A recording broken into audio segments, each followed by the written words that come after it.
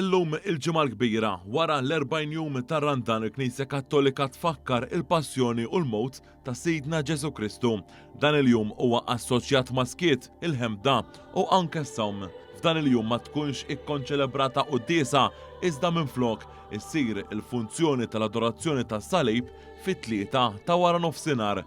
Din tkun ikkaratterizzata minn ġabra u anka sempliċità waqt li l-qofol tkun il-figura ta' Kristu msallab. Fil-bidu ta' din il-funzjoni is-saċertoti jimteddu għal wiċċhom mal-art waqt li n-nies jinżlu qarkub tiegħhom sinjal ta' qima, dan fil-ħin fejn il-Knisja tfakkar il-mument meta minn fuq is-salib Ġesu ħall aħħar nifsijiet ta' ħajtu.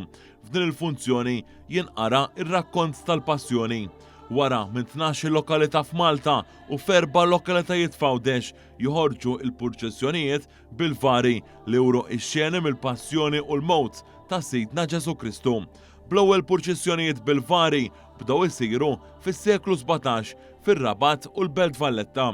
Din it-tradizzjoni bdiet tinfirex u l-purċissjoni jibdew isiru wkoll fil-Kottonera u mbagħad infirxet mal-pajjiż kollu u fil-Gżira Awċija. Bosta persuni jilbsu ta' personaġġi bibliċi li juru personalitajiet differenti mill-Bibja. Fil-jum tal-ġimgħa l-kbira wkoll il-knejjes madwar il-pajjiż ma jdoqqux il-qniepen fejn f'xi lokalitajiet minflok tindaq iċ-ċuqlajta.